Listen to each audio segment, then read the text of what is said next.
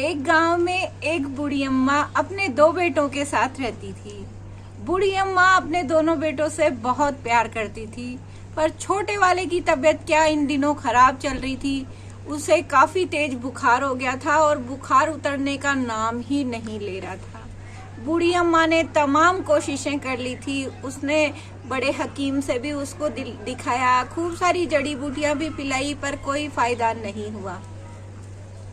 ऐसे करके एक दिन उसके छोटे वाला बेटे की मृत्यु हो जाती है।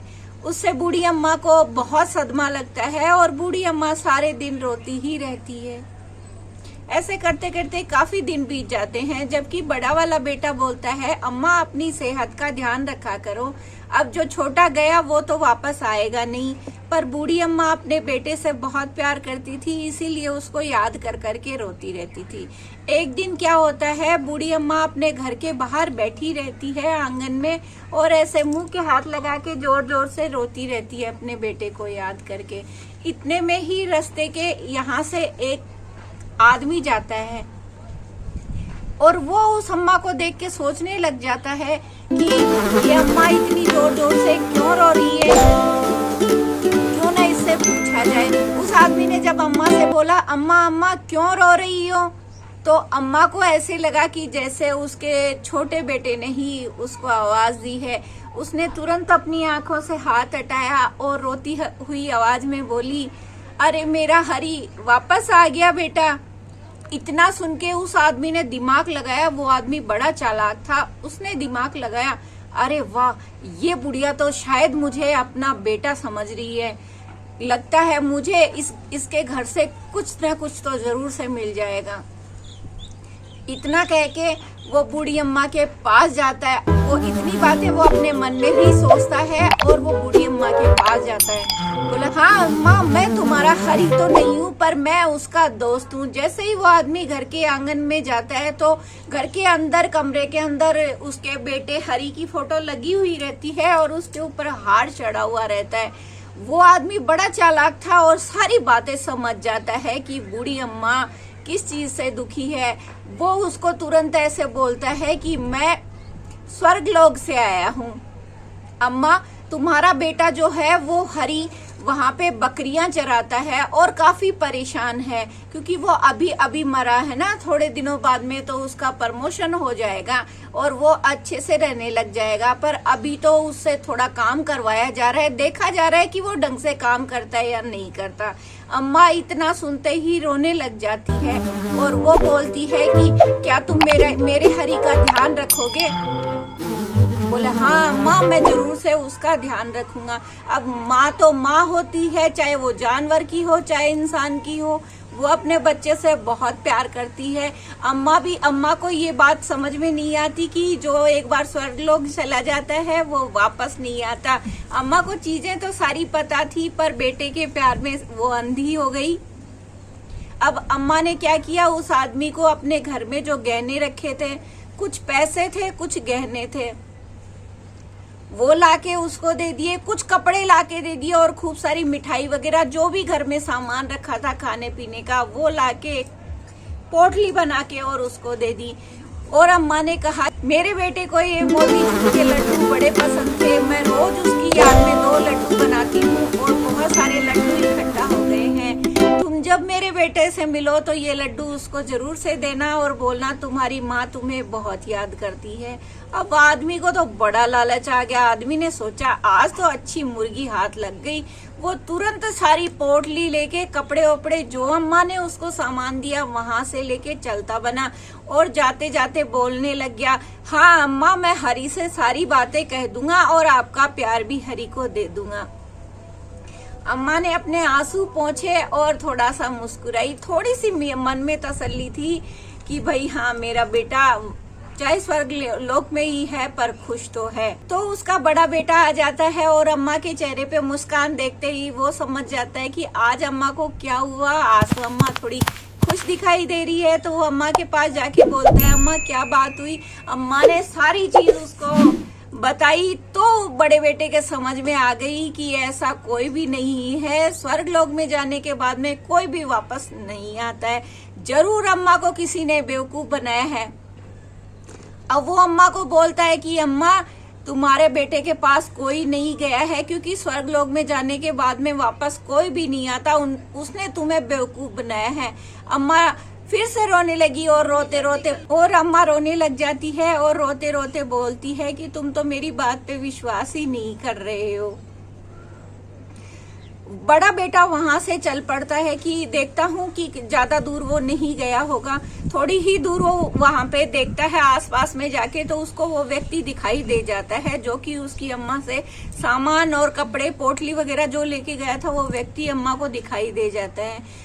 बड़ा बेटा उसका पीछा करता है, पीछे करते करते जाके वो उसके घर के पास में पहुंच जाता है और वो उसके घर को देखता है और थोड़ी देर इंतजार करता है कि वो व्यक्ति अपने घर से बाहर निकले। जैसे ही वो व्यक्ति अपने घर से बाहर जाता है तो उसका बड़ा बेटा उसके घर में जाता है और अब उसकी बीवी से बोलता है कि ये जो तुम्हारी बकरी है ये हमारी रिश्तेदार है। इतने में उसकी बीवी हंसने लग जाती है और वो जो बड़ा बेटा था वो उस बकरी के सामने बैठ जाता है और उसको प्रणाम करता है और बोलता है हमारे घर में छोटी सी दावत है, क्या तुम आओगी? तुम आओगी तो मुझे बहुत अच्छा लगेगा और तुम तुम्हारे बच्चे को भी लेके आना।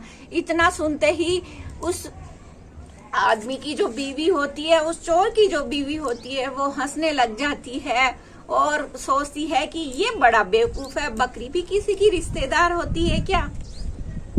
बोला हाँ ये हमारी रिश्तेदार है और अगर आप कल दोपहर को इसको सजा के गहने वहने पहना के कपड़े पहना के अच्छे से पालकी में बैठा के हमारे घर भेजोगे तो आपकी शान बढ़ेगी और हम बहुत बहुत रईस लोग हैं, जितना आप इसको पहना के भेजोगे हम उससे डबल इसको देंगे क्योंकि ये हमारी रिश्तेदार है। अब उस चोर की बीवी के मन में भी थोड़ा सा लालच आ गया। उसने अपना बक्से में से हार निकाला, जो 9 लखा हार था जो चोर ने उसको कहीं से चोरी करके लाके दिया था, वो उस बकरी के गले में पहना दिया और अच्छे से उसको तैयार कर दिया। और जो पालकी थी, घोड़ा गाड़ी थी, 4 घोड़ों की घोड़ा गाड़ी थी, उसके अंदर उसको बिठा के और उस आदमी को दे दिया कि लेके जाओ तुम, और जैसे तुम्हारा फंक्शन हो जाए तुम हमारे घर पे इसको वापस छोड़ देना। अब चोर की बीवी के मन में लालच यही था कि खूब सारे गहने मिलेंगे, खूब सारे पैसे मिलेंगे, मैं तो मेरे लिए 2 सोने के हार और बनवाऊंगी। बीवी ये सोच रही थी। वो वहां से चला जाता है, बकरी और घोड़ा गाड़ी को लेके वहां से चला जाता है। थोड़ी ही देर में चोर की बीवी बड़ा खुश हो रखी रहती है और चोर घर वापस आता है। चोर बोलता है अरे भाग्यवान, आज तुम इतनी खुश कैसे दिखाई दे रही हो? बोले तुम अपने आप को बहुत समझदार समझते हो, देखो मैं भी तुम्हारी बीवी हूँ और मैं तुम्हारे से ज्यादा समझदार हूँ। मैंने देखो आज क्या काम किया है। उसकी बीवी सारी बातें बताती है। बोले अरे मूर्ख, ऐसा कुछ भी नहीं होता है, वो तुम्हें बेवकूफ बना के गया है। बताओ किधर गया है, बताओ वो व्यक्ति किधर गया है। थोड़ी ही दूर जाके वो देखता है चारों तरफ उसको कोई भी नहीं दिखाई देता। वो अपना घोड़े को लेके उसी रास्ते पे चलता है। तो जैसे थोड़ी दूर जाता है, वहीं पे जो उसका बूढ़ी अम्मा का बड़ा बेटा रहता है वो बैठा रहता है। उसने बकरी को और घोड़े गाड़ी को तो छुपा दिया और वहां पे रास्ते में वो बैठ जाता है। चोर उसी से पूछता है अरे भाई, तुमने यहाँ से किसी को जाते हुए देखा है? बड़ा बेटा बड़ी ही मुस्कान के साथ जवाब देता है। बोले किसको? मैंने तो किसी को नहीं देखा। बोले क्या तुमने यहाँ से एक घोड़ा गाड़ी को जाते देखा है? बोले हाँ मैंने एक घोड़ा गाड़ी को देखा है, उसके अंदर तो एक बकरी भी बैठी थी। अरे बकरी को भी कोई कपड़े पहनाता है क्या? उसमें तो बकरी ने कपड़े भी पहन रखे थे। चोर सारी बात समझ जाता है और बोलता है कि कौन से रास्ते से गए थे? बोले इस रास्ते से। बोले ये इस रास्ते से तो मैं कैसे जाऊं, ये तो बड़ा ही खराब रास्ता है और इसमें तो बहुत सारे जंगली जानवर रहते हैं, वो मुझे खा जाएंगे। अब चोर उस आदमी को बोलता है कि मैं तुम्हें 4000 रुपए दूंगा अगर तुम ये मेरा घोड़ा लेके उसको ढूंढ के ले आओ। तो जो बड़ा वाला बेटा रहता है वो एक टोकरी बना के वहां पे टोकरी लेके बैठा रहता है। बोला नहीं मैं नहीं जा सकता, इस टोकरी के नीचे एक टुनटुनी पक्षी है जो कि बहुत ही महंगा है और मेरे मालिक इसके लिए पिंजरा लेने गए हैं शहर और मैं इसकी रखवाली कर रहा हूँ। ये बहुत लाखों रुपए का पक्षी है, अगर मैं इसको छोड़ के जाऊंगा तो मेरे मालिक मेरे पे गुस्सा हो जाएंगे और मुझे अपनी नौकरी से भी हाथ धोना पड़ेगा। अब चोर सोचता है अरे लाख रुपए का पक्षी है इस टोकरी के अंदर। टुनटुनी नाम का पक्षी मैंने तो सुना ही नहीं। क्यों ना चोर अपना दिमाग लगाता है और चोर अपनी जेब में से 10,000 रुपए निकाल के उसको बोलता है कि ये लो, ये 10,000 रुपए तुम रखो और ये मेरा घोड़ा लो, और ये टुनटुनी जो तुम्हारा पक्षी है इसका मैं ध्यान रखता हूँ, और तुम जाके उसको पकड़ के लेके आओ। अब चोर था वो बेवकूफ बन गया, और बड़े वाला बेटा है उसने उसकी सारी बात मान ली। 10,000 रुपए तो उसने जेब में रख लिए और उसी के घोड़े को लेके वहां से रफू चक्कर हो गया, और अपनी माँ के पास जाके बोल, माँ जरा बाहर तो निकल के आओ। जैसे ही बूढ़ी अम्मा बाहर आई तो उसने देखा कि उसका बड़ा वाला बेटा एक बकरी को लेके आया है जो कि सोने के हार पहन रखी थी, कपड़े पहन रखी थी अच्छे वाले, और 4 घोड़े हैं और घोड़ा गाड़ी है। ये सब देख के अम्मा बोलती है, अरे ये तुम कहाँ से लाए हो? बोले, अम्मा वो जो चोर ने बेवकूफ बनाया, मैंने उसको अपनी समझदारी से डबल बेवकूफ बनाया। तो छोटी सी कहानी मैंने आपको सुनाई। मेरी कहानी अगर आपको अच्छी लगी हो तो मेरी कहानी पे एक लाइक करना और हमारे चैनल को सब्सक्राइब करना।